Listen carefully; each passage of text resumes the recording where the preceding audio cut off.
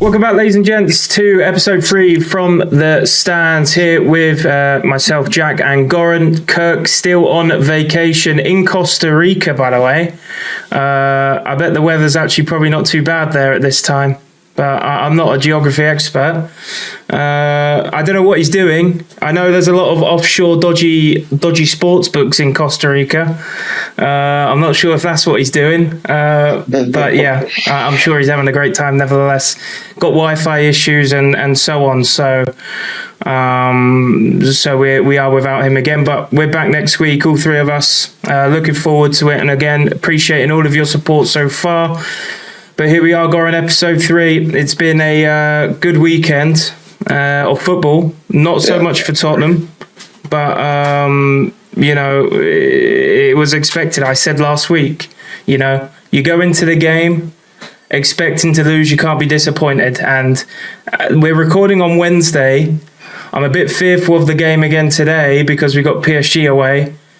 And I won't even mention about what happened to your boys yesterday, Goran. Yeah, it was a good weekend. That's why I was excited about the chance. So you must have like mood lighting. You got mood lighting? That was you last night. It's red behind me. I'm still upset, heartbroken. I mean, I know this stuff happens in professional sports, but it's all those little things that happen during the game. That's what pisses me off the most. The stupid red card by Araujo, which for a player playing for teams like Barcelona and stuff like that should not be happening. I don't know what's in his head when he's playing a game. He's just always... He looks like he's always on edge. He looks like he's always sitting on needles or something. He's just never calm. And then, I mean, he was literally 2 seconds late with that slide tackle on Cucurella. I mean, that was literally 2 seconds late. What are you doing? The ball's already going to the goal out line, and then you slid into him. I mean, it's... I was watching it with my brothers, and I said at the time when I saw the challenge, number one is Cucurella. Like, he's not really going to do anything. All he's going to do is run up the line, probably stop, and then turn around and pass backwards. And he probably also forgot as well that he was already on a yellow. That's the only thing that makes sense to me. Why else would you go in like that? There is no value in doing what he did at all. And, well, it was just going to be uphill from there. By the way, Chelsea this season have the best XG, defensive XG out of all European clubs right now, which is insane. You're fine, but you're fine. Yeah, you're good. Their XG or XG conceded is literally at the top of Europe right now. And, they won the FIFA Club World Cup, and I wasn't too convinced because I couldn't really tell if it was the conditions, because, again, there was lots of complaints in the summer about conditions in that Club World Cup. But they're actually doing all right. They went to Tottenham again, destroyed us. I think we had the lowest XG in our history against Chelsea. I didn't see Barca's XG last night, but I can't imagine it was too high. I don't really recall any decent chances for Barca. If I have to be honest, I never pay much attention to XG, but it was probably around 1.5. I don't think it was lower than that. I would have said it was lower. I mean, I don't even recall you guys having a shot. I'm going to look this up. They had, in the first 5 minutes of a game, if I remember correctly, I think it was like 4th minute, Ferran Torres had that sitter when he was all alone at like 7 meters, and he missed the whole goal. I mean, you scored that, and Chelsea is not done. You had 0.8 XG. I mean, you scored that, and Chelsea certainly gets a bit deflated, right? They won't be running around the pitch as much, especially maybe for the next 10, 15 minutes. But, I mean, I have to give props to Chelsea. They outplayed Barcelona in every single aspect of a game. There's just everything they did was good. From the creation of the offensive chances, from defending, from moving the ball, outrunning and outpacing every single Barcelona player on the pitch by a mile. I was not expecting that from Chelsea, I have to be honest. The chances that Barcelona did have, Roberto Sanchez saved. And yeah, there was just I don't know, lack of effort, even with all of the players on the pitch from Barcelona. And after that Bilbao game, I thought they were really going to step it up in this one. Now, in the next few games, I think we can expect a different lineup from Barcelona as well. I think Rafinha starts the next game. There's no doubt about it. I think Fermin has to be benched for the next couple of games. He shouldn't be the starter because he was just off, like off by a lot in yesterday's game. I mean, Lewandowski was running. He was always somewhere up there, but if he doesn't get the ball, he can't do anything. And then what pisses me off again is, so you're putting Eric Garcia as a central midfielder in between Fermin and De Jong, and you have Casado, who's a natural midfielder, sitting on the bench, who's better at that position than Eric Garcia is. And then, of course, Araujo, who I mentioned, has fucked up again for, I don't know, umpteenth time in the last few. I don't understand. I don't know. Well, apparently, how they do it in Barcelona is players take votes of who they want as captain, and he was voted to be the captain for some reason. But I think, honestly, they have to sell him. If you're talking about Araujo before the injury he suffered, was it a couple of seasons ago? Mm-hmm. He was great. But after that injury, he never got to that level that he was expected to come back to. And I think this is actually the turning point for a player where, as a player, you might need to change the surroundings. You might need to change the club to go on a team where you have, I don't know, maybe a different type of a defensive role than you have at Barcelona, right? Because in Barcelona, same as City, you're not just the defender. You get a lot of ball. You get a lot of passing throughout the game.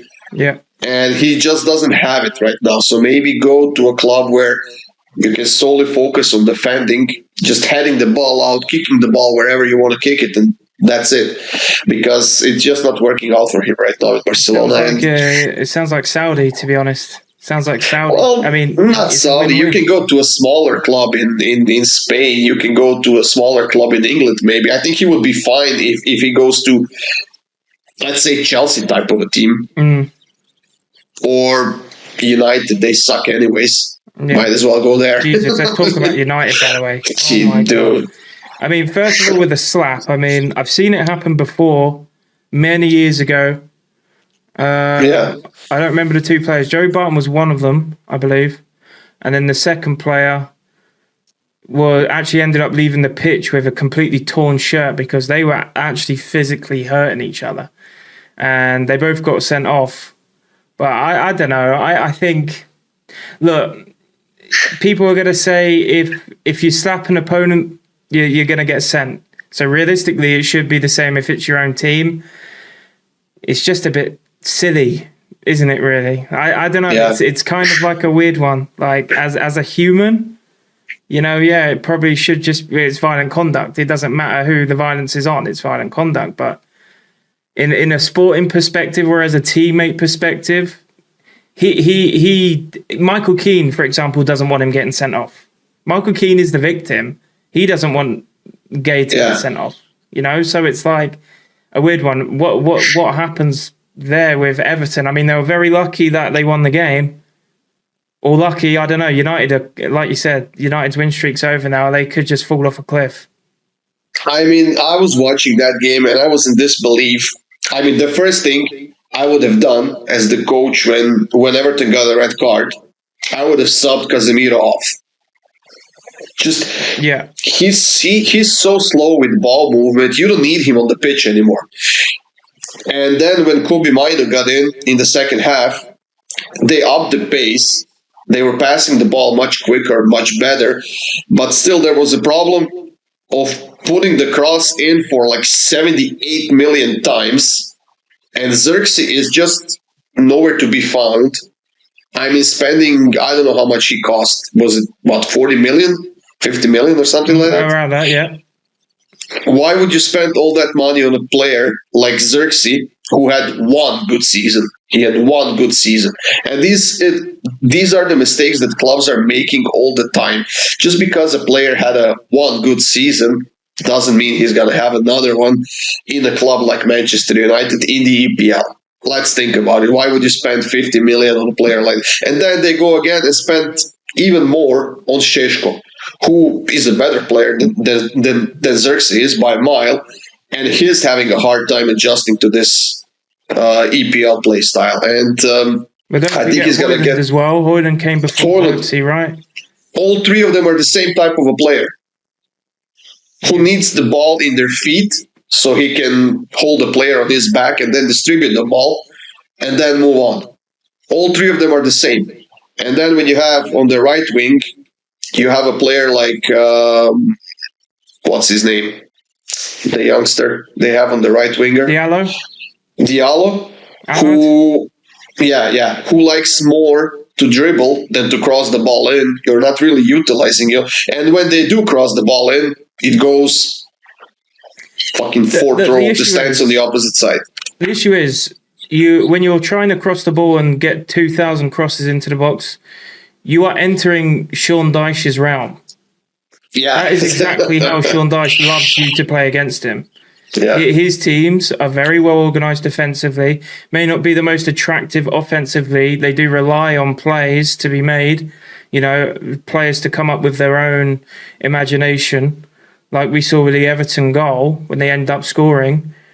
But defensively, you can always rely on a Sean Dyche side to be ready and prepared for physicality and just aerial duels. That is exactly how he plays. They play deep and they just play get rid of the ball and get ready to defend again. And it's you're definitely able to break it down because you've got 11 men on the field. You've got 10 outfielders against 9. But I don't know. It's just Amorim, like you said, was too slow to adapt.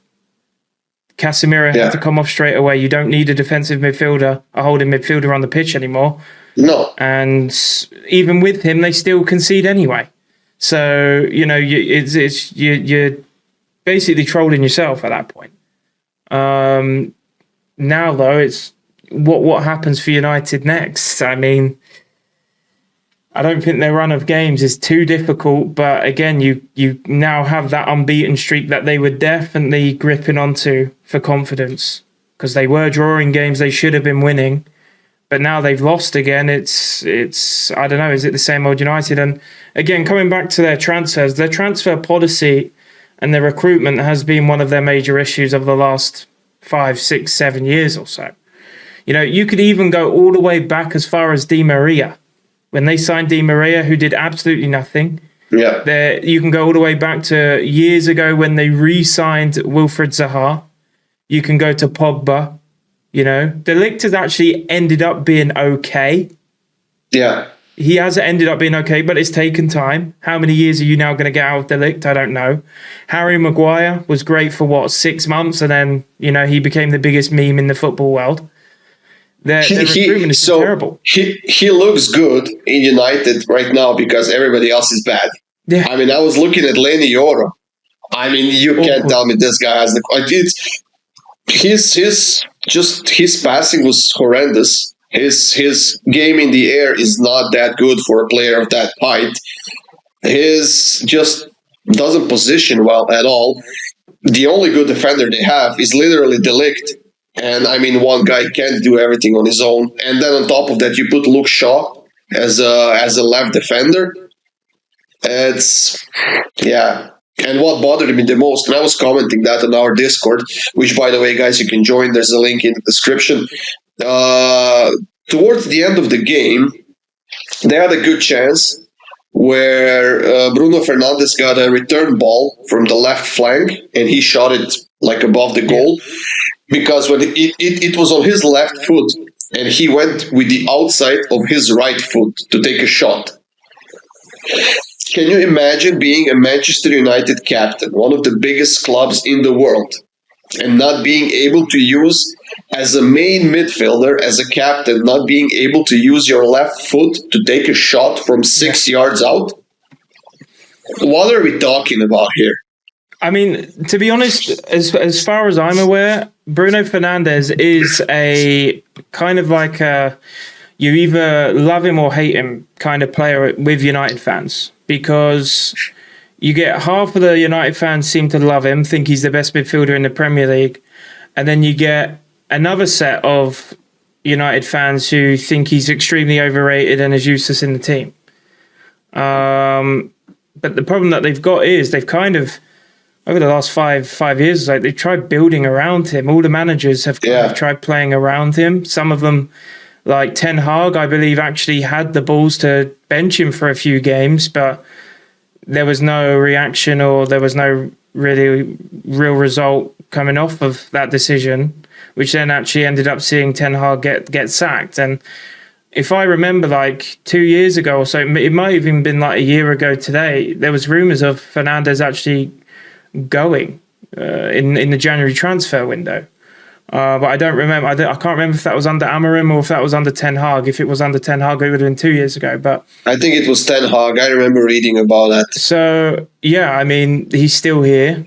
He's still, in my opinion, not anywhere near as effective as those people who rate Bruno Fernandes is good as what they claim he is. So yeah, I don't know. Again, speaking of moving on to another team here, I mean, what the hell's going on with Liverpool now?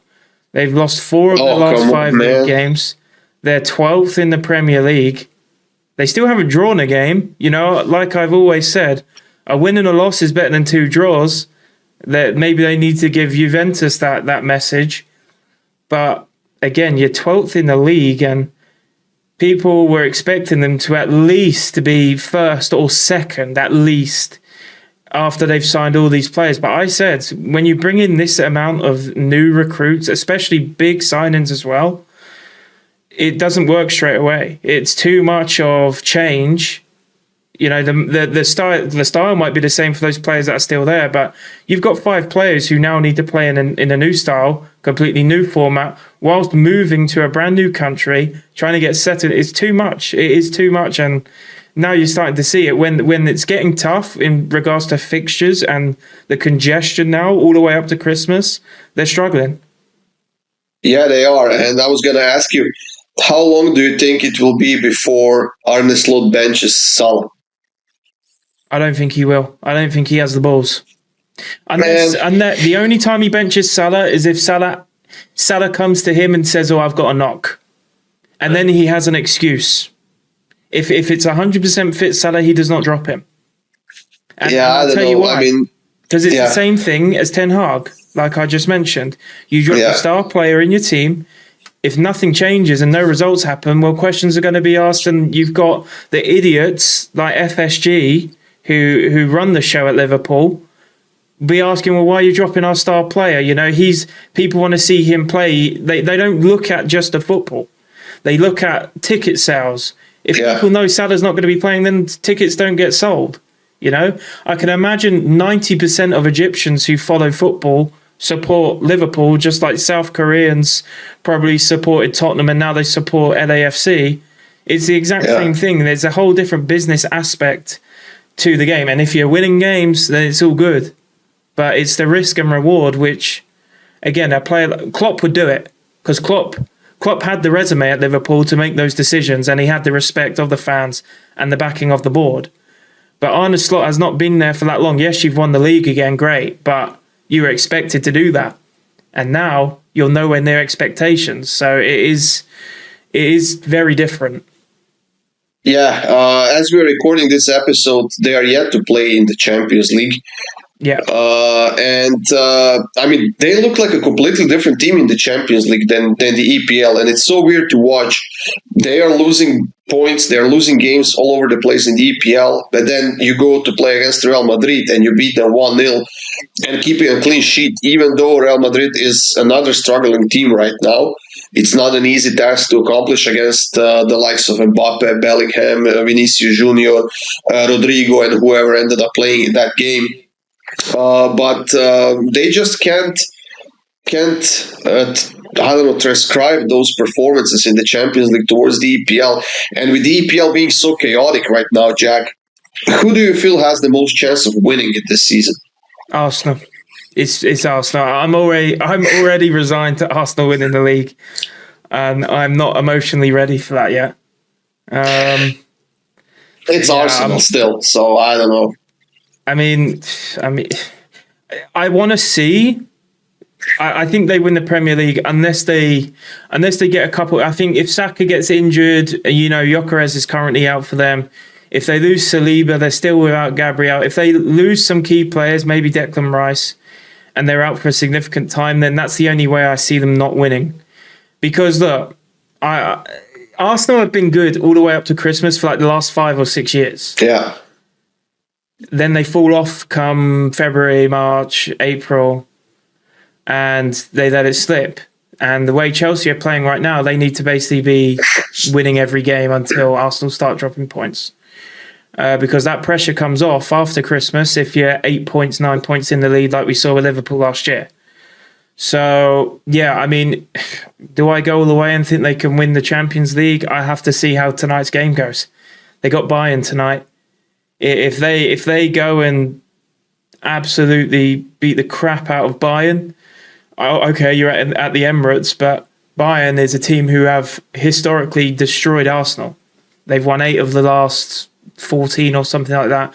They've only lost 3 of the last 14 to Arsenal. So yeah, I don't know. I think they win. I think they win the league. I wouldn't be putting my money on anyone else if that answers the question. Yeah. And it's a bit of a double-edged sword for Arsenal in this Champions League game against Bayern because they don't need a win. They're at the top of that table, and yet they have a big game against Chelsea over the weekend. Yeah. So, with missing a couple of players for the Champions League, do you maybe rest another couple of players and just slightly more focus on the EPL over the weekend than this game? I mean, it's a big game against Bayern, so I don't think that they will go out to get a point. Maybe I think they go out to get all 3. Whether or not they get it, I think they go out to get all 3 in Champions League, because if they win tonight, then let me just quickly check. They win tonight, they're pretty much already guaranteed a top 8. There'll be 5 out of 5 wins. Okay, maybe a seed isn't going to be that great, but I don't think it's that relevant anyway. Whether you finish 6th or 4th, I don't think it's that big of a difference. So yeah, I mean, you are just playing for confidence, I guess, today. If anything, if you're playing for a point, it's the Chelsea game. Because that's a 6-point game right now. They're 6 points ahead of Chelsea. If you lose to Chelsea at home, where you lose 3 points and Chelsea gain 3. And Chelsea are now suddenly 3 points behind. So look, I would imagine Arsenal go into Sunday with draw at an absolute minimum, and you're good. You can leave 6 points ahead at the end of the weekend, and then it depends on City on if they can beat who have City got this weekend. City have got Leeds at home, so they should be winning that. So then they'll be 5 points above City. So talk about City in the Champions League, eh? I mean, they lost to Leverkusen somehow. 2-0 I was watching the ticker. We were keeping an eye on ticker yesterday, and I saw 2-0. Did it finish 2-0? Yeah. Yeah. I mean, I didn't watch any of the games, so I can't really comment on it because I was watching the Barca game.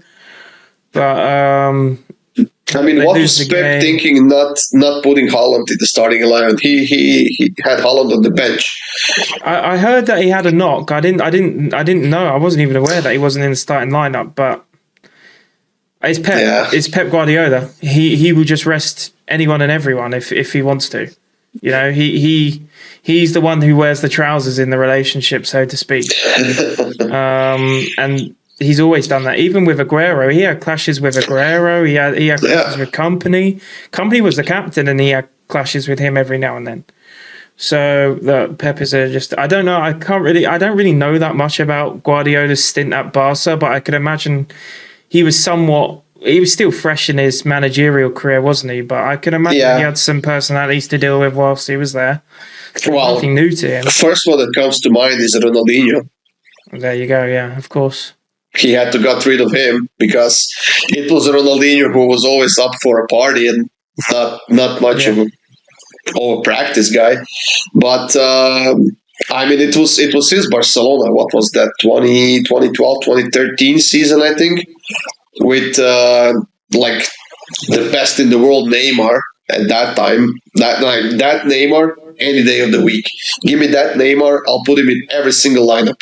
Everything after that, no good. And then you had Suarez, who came from Liverpool and was scoring like crazy. And of course, you had Messi, who was probably at the peak of his form of his career at that point, even though he had amazing performances after that. And Xavi and Iniesta, the two midfielders who we'll probably never see again. I mean, those two, you could not take the ball from them ever. Yeah. And their defense was actually quite outstanding with Piqué. Mascherano was playing. Puyol, I mean, yeah. I thought even maybe not his last like season and a half, but Puyol was just solid. You know what you were getting out of him every single game. He was a clean-cut defender. Yeah. Like nothing else. Mm-hmm. Just one of those old-fashioned defenders that you used to see in Italy, type of Maldini, Nesta, Jaap Stam, and the players like classic clean-cut defender. If you put him on the defense, you know what you're getting. That's it. Don't expect much, but you're getting everything else you're expecting from him. It's just the type of defenders that we don't see a lot nowadays because the game evolved so much that you are expecting the defenders to create the chances, not just stop the chances from the opposition, right? We've got a survivor going in Discord at the moment. There are 3 of us left. 3 remain. I'm one of them. I'm still running. And it's a hard weekend, you know. A hard weekend. You know what? All of you have taken all the possible big teams now. They are out of the question. Now well, no, you say that. You say that. I've still got Liverpool in my back pocket. I'm just not brave enough to take him yet. They're on the road to West Ham this weekend. I'm still not brave enough to take it. Although I think West Ham are terrible. I'm not going to take him. I've taken Marseille. So, this weekend, some big games coming up, of course. Last weekend, we had our predictions, our first week of predictions in. Goran, you're leading the way. I tip my hat to you, sir. 8 points for you. None of us have got a correct score yet, though. Not one of us got a correct score. You're on 8 points. I'm on 6 and Kirk's on 4. I mean, Kirk at the bottom. Who would have guessed? No, but look, he will come out with a crazy correct score one weekend. You just know it. Oh, for sure. He always has it. I don't know. He has like his voodoo phase where he'll come out with like a 5-2 and that game will have 3 red cards, 2 penalties, and it will just end 5-2. But big games this weekend. We already mentioned earlier when we were talking about Survivor, Leverkusen, Dortmund, a big one. You know, Dortmund and Leverkusen more so finding some really good form now, like we said. Coming off that win on Tuesday on the road to City. You now have to go on the road they're at home to Dortmund, I believe, right? So yeah, at home. That's a big plus. And Dortmund play tonight, is that right? Did Dortmund play today? No, they've beaten in they beat Villarreal yesterday. They destroyed them. Yeah. And they missed 2 penalties, I think, still in that game. Yeah. Ended 4-0 and they still missed 2 penalties. Yeah. I don't know where Villarreal got that red, but yeah, I didn't see it. They ran away with but it. For sure. It was fairly early on in the game. I think in the first half, if I remember correctly, and Chelsea just took advantage of it. Not Chelsea, sorry, Dortmund just took advantage of it.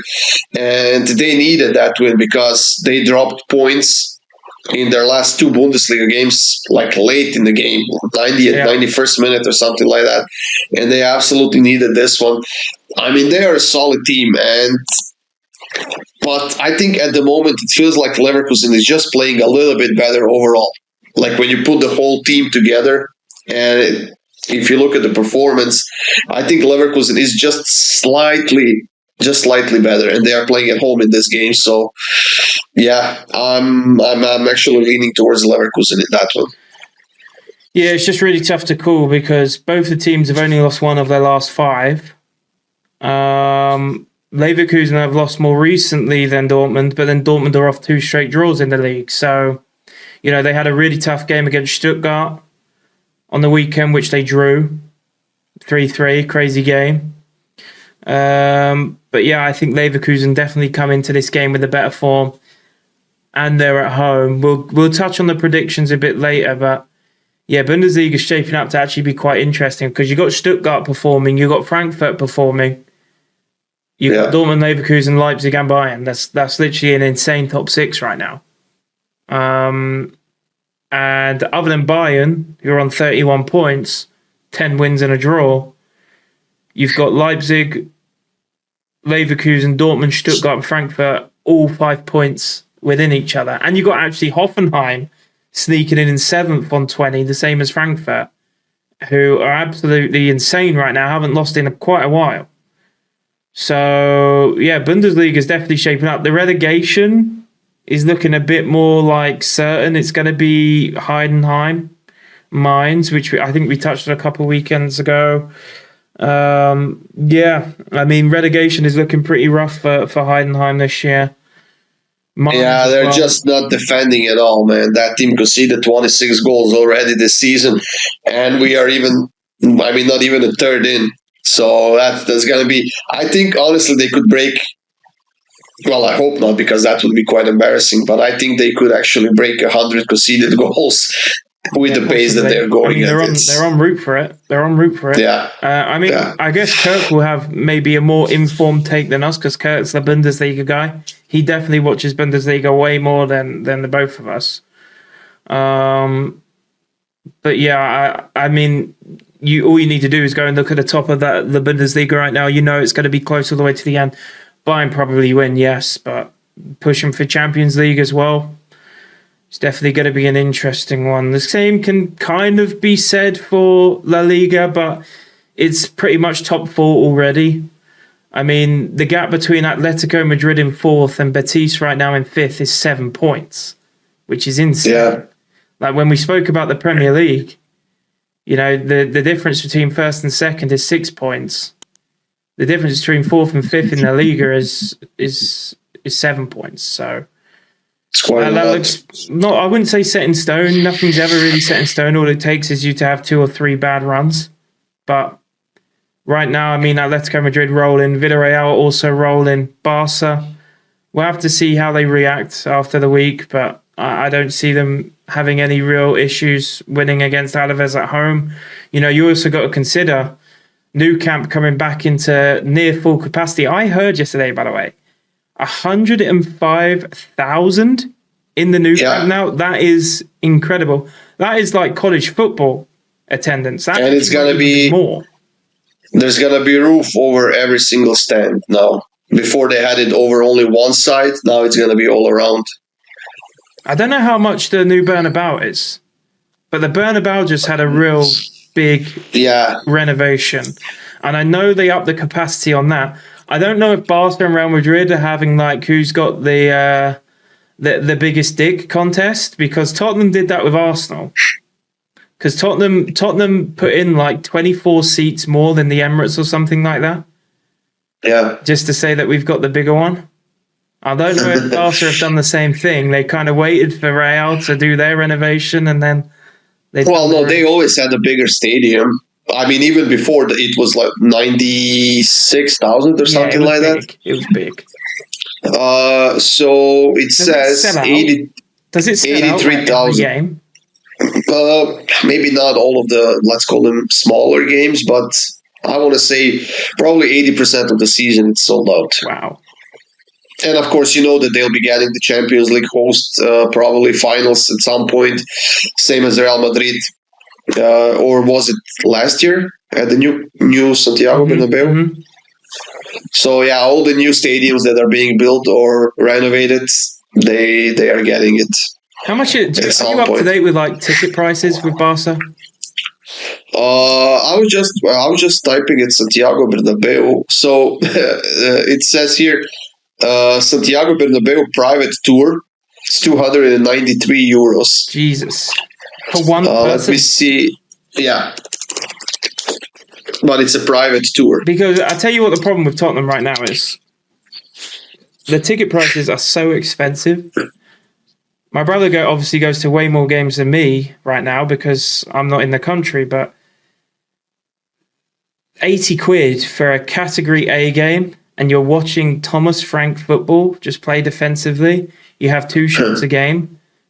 I'd love to know what that compares to Barca. So I'm looking at Real Madrid right now. The first home game they have is against Celta Vigo on December 7th. The cheapest ticket, so that's Category 4, 162 euros. Ooh. And that is like that all the way at the... Yeah, that's the site where you go to buy tickets. So that's all the way up top in the top section behind goals, behind either side of the goals. Jeez. I know we're going to get some comments like, oh, well, the NFL, the NFL's $150 a ticket. Yeah, the NFL lasts 4 hours. The NFL is like a whole day out, Like, in football, you go to the game, you go to the pub. I'm talking like Premier League football. You go to the pub before the game, or you just go into the stadium like 5 minutes before the game starts. You quickly get yourself a drink.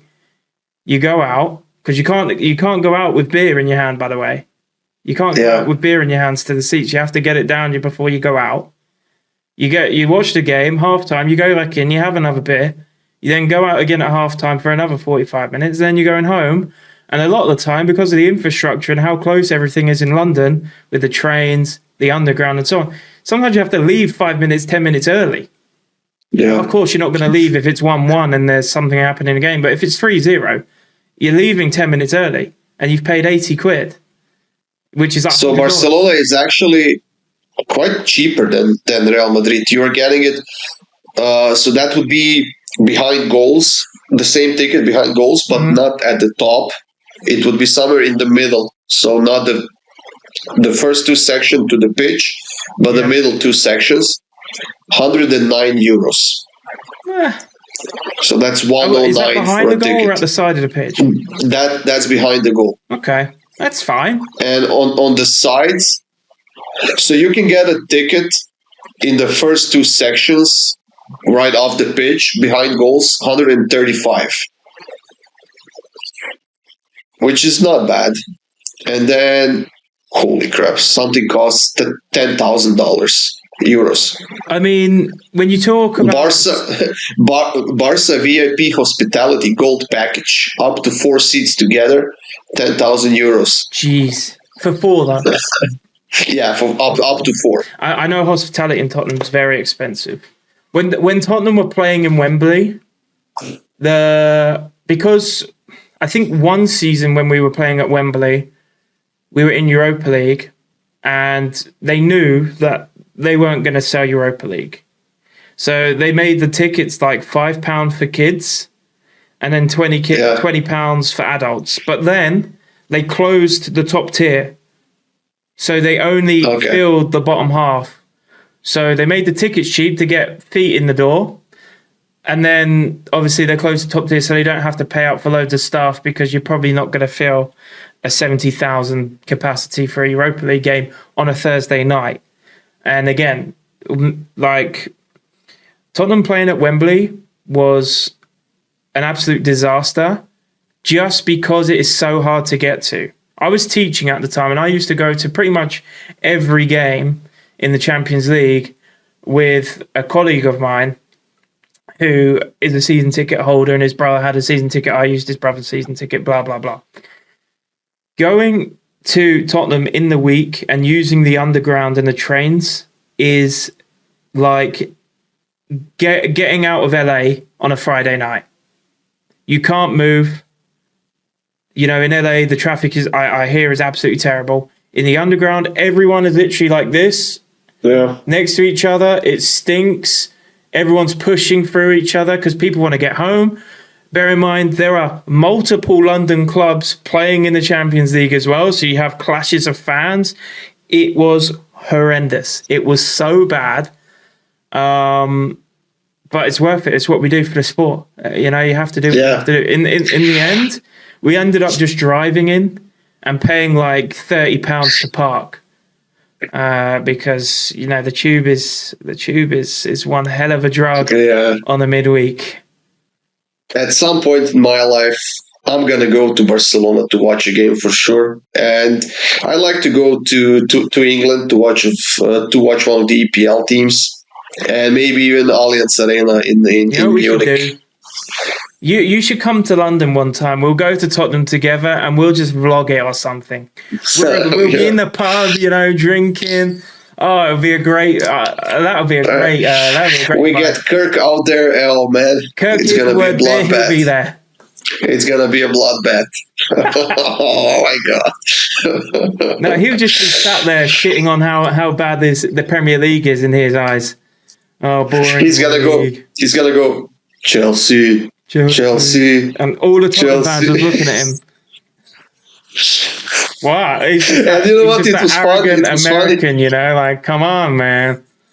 I was watching Kirk. a game. I love Kirk. I miss Did they him. play against Burnley over the weekend? And I was actually watching the game, and I heard it on TV. Now it could be the first time that I heard the chant. Yeah. You can Chelsea.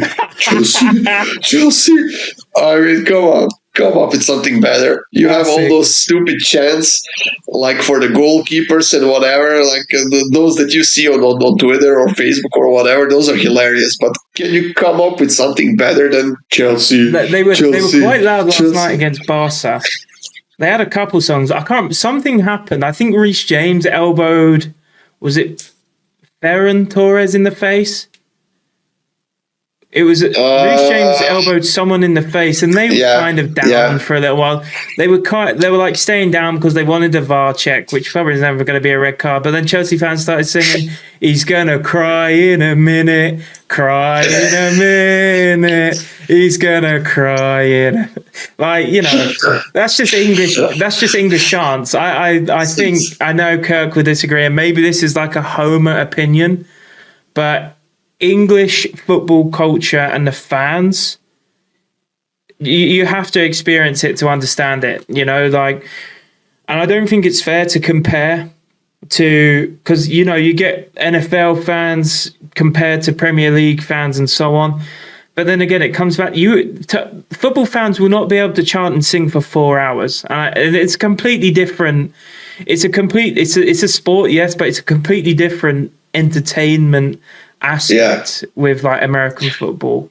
It's not just American football. It's not just American football. Like, I used to live in Canada, and I went to a couple of NHL games and even to MLB games for a few times for Blue Jays. And my perception of it is that people go to those events in the States and North America in general for the food and beer. It's part of the experience. It is, yeah. Yeah, but they literally have those, how do you call them? Tailgates. Yeah. For every single football team in the NFL, and they go out there in like 6 a.m. on the game. They just crazy barbecue. As well. To get into a tailgate is a crazy price. Yeah. I mean, it's on the parking lot. It's on the public parking lot. Why do I have to pay to go to a freaking tailgate? I don't want to eat anything. I'd love to do that though one day. I'd love to. I'll go to the US for sure again. I mean, I went to the US to watch the first NBA Cup in Vegas. I went to Vegas, got proposed in Vegas whilst I was there. So you got to keep both parties happy. You got to keep yourself happy, but you've also dragged your other half to the other side of the world to watch basketball. So you kind of got to, you got to balance things. So got that done. But yeah, it was very different though. Like, it wasn't. I don't know. I didn't necessarily have anything to expect. But it was like, it more felt like just like an occasion, like a day out for a lot of people, because you're looking around, you're kind of like when the NFL goes to London. You got everyone going to the game just to see an NFL game, and they're all wearing different jerseys that aren't even teams that are playing, And the NBA Cup in Vegas was kind of the same, because you also had to buy your tickets like way in advance before the teams were even there. So pretty much I saw Bucks jerseys, Pacers jerseys, every kind of jersey in the NBA I saw for sure. But look, I still got to see LeBron play in the flesh, my absolute GOAT, my favorite athlete of all time. I don't think we'll ever see, with the money that is in sport now, and you could say the same for Ronaldo, you can say the same for Messi. I don't think we'll see athletes play 20 plus years anymore. I really don't. I think that era is over. That, like, once you've got money in the bank, because what I'm starting to see with sport now, Goran, is pride. Pride is becoming less important of a factor in the professional game. You go back 25 years to win the Champions League, to win a Ballon d'Or, to win the World Cup. I mean, World Cup's in its own kind of realm, but I'm talking club football here. Players don't really you don't get that much passionate players anymore.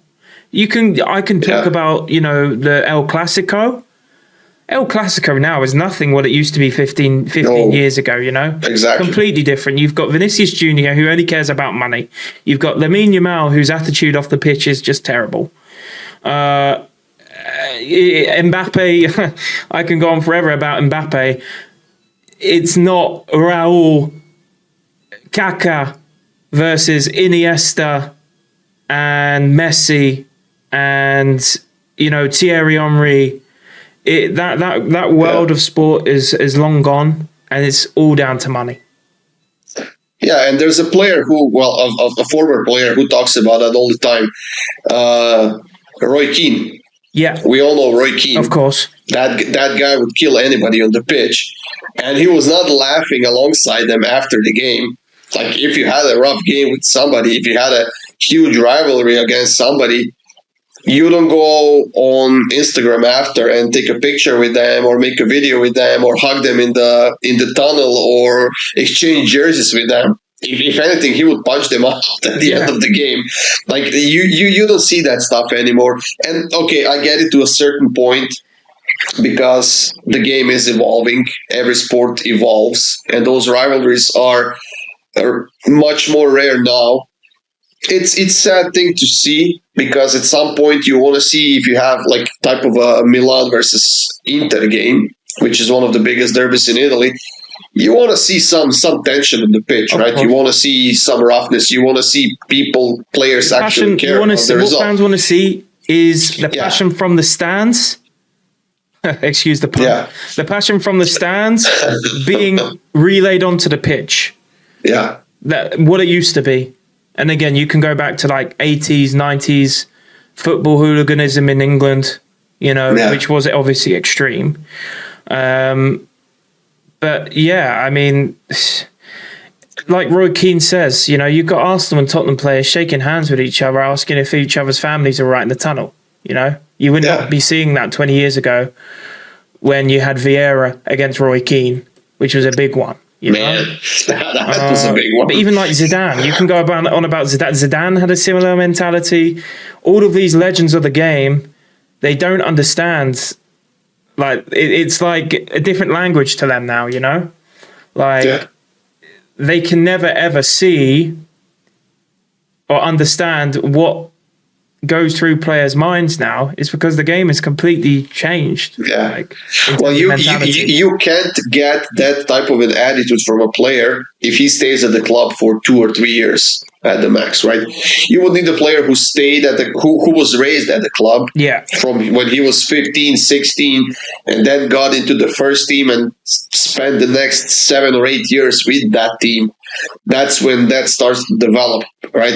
But if you bring in a player and he's there for 2 years, he asks for like 15 million a season.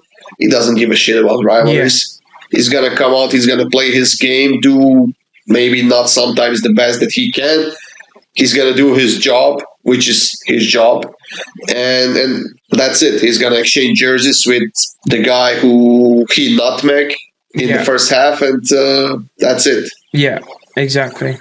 Well, look, let's get down to these marquee matchups this weekend. I know we touched on them a bit earlier, but we'll just go through a little bit of our predictions, what do you think the scores are going to be. Again, as of last week, 0 correct scores for the three of us right now.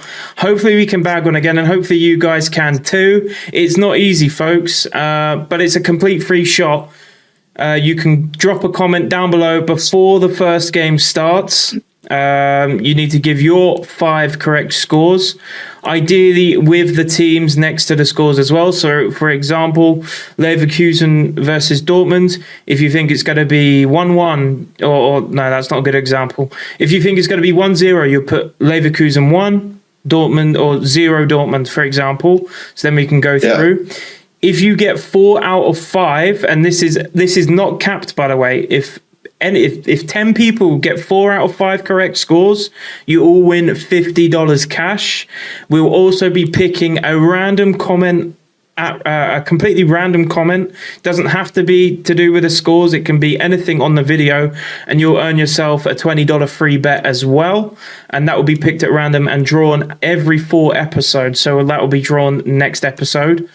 So yeah, drop a comment, of course, your like, subscriptions, the bell notifications, the jazz, folks. It all goes a long way for us. It's very much appreciated, and we want to give back to you guys. So make sure you tune in every week, give yourselves a complete re-entry every single episode, and of course, give your shot at a $50 for free for these predictions. So let's get into it. Like I said, first game, Goran. Leverkusen host Dortmund, a big one in Germany this weekend. Yeah, like I was talking about Leverkusen and Dortmund in this episode. I think that Leverkusen is performing just slightly better right now. I mean, they've kept a clean sheet against City. I don't think they can do it here again. I'm taking 3-2 Leverkusen at home. Yeah, just as a disclaimer, by the way, Kirk is yet to give his scores, but I'm sure the editor, good old Deep, shout out to Deep, he'll have his graphics in at the end, kind of like what we did last week. But like I said, we'll be back, all 3 of us, next week. With this game, I do agree. I think Leverkusen are in the better form right now. Dortmund coming off a big win in the week, though. However, those draws, I think across all the leagues this year, we're seeing teams like draw so many games in a row. I don't know if that's just me seeing patterns that aren't there, but it's just hard for me to separate these 2 teams. I'm going to take 2-2. I think one of us is going to be right here. I think Leverkusen win, or it's a draw. I don't think Dortmund win the game. I'll sit on the fence with a draw here with a 2-2. Next one, I'm going. Oh, we've both got the same here. Yeah, PSG go on the road to Monaco. Monaco not in the best of form this year so far.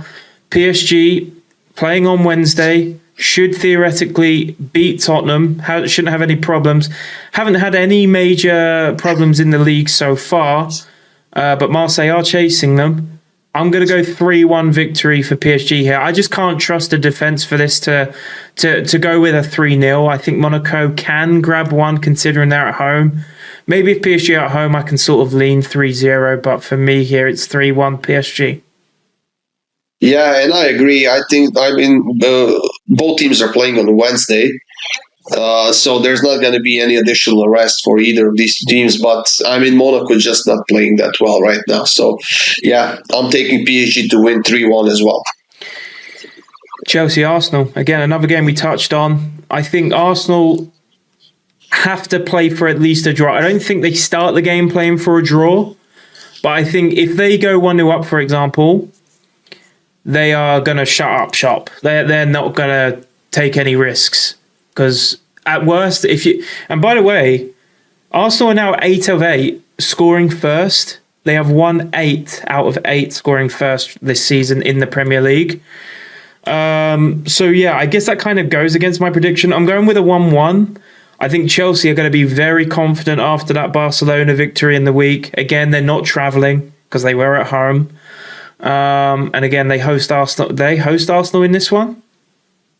Yeah. Yep, they host Arsenal. So, I'll go 1-1 here. I think Arsenal on the road will play for at least a draw.